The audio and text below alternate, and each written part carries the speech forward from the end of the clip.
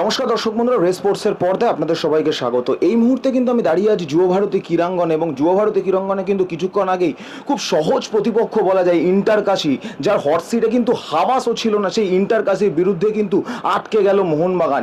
এই ম্যাচ জিতলে কিন্তু, কালকে যেহেতু ইস্টবেঙ্গল ড্র করেছিল, এই ম্যাচ জিতলেই কিন্তু 1 নম্বর স্থানে চলে যেত মোহনবাগান। সেইখানে দাঁড়িয়ে মোহনবাগান কিন্তু সহজ প্রতিপক্ষ ইন্টার কাশিকে হারাতে পারলো না, এবং সেখানে দেখা গেল যে Dimitri Petratos, Jason Cummins, Jimmy ম্যাকলারেনের মতন প্লেয়াররা তারা কিন্তু সুযোগ তৈরিও করতে পারলেন না, এবং যে কটা সুযোগ তৈরি করলেন তারা কিন্তু মিস করলেন। এবং এর ফলেই কিন্তু যখন টিম বাস বেরিয়ে যাচ্ছিল যুব ভারতী ক্রীড়াঙ্গন থেকে, সেই সময় ক্ষোভে ফেটে পড়লেন দর্শকরা। মোহনবাগান দর্শকরা কিন্তু গো ব্যাক স্লোগান দিলেন দিমিত্রি পেত্রাতস, জেসন কামিন্স এবং সার্জিও লোবেরার নামে। আমরা দেখতে পেলাম যে তারা কিন্তু ক্ষোভ প্রকাশ করছেন, এবং সামনেই ডার্বির আগে আজকে ইন্টার কাশির বিরুদ্ধে এই পারফরমেন্স, যেখানে প্রত্যেক দর্শক ভেবেছিলেন যে 3 পয়েন্ট নিয়ে যেতে ঘরে তুলতে পারবে মোহনবাগান, সেখানে কিন্তু মাত্র 1 পয়েন্ট নিয়ে খুশি থাকতে হচ্ছে মোহনবাগান দলকে।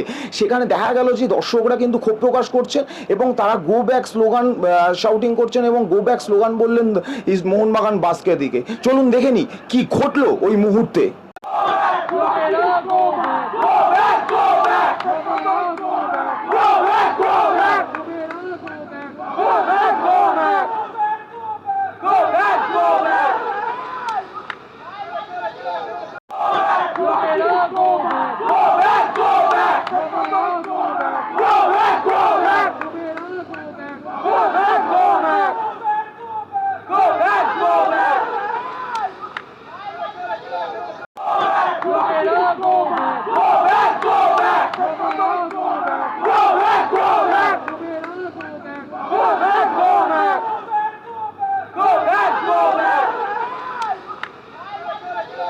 যুব ভারতী ক্রীড়াঙ্গন থেকে আমি অর্পণ দেবনাথ, রেস স্পোর্টস।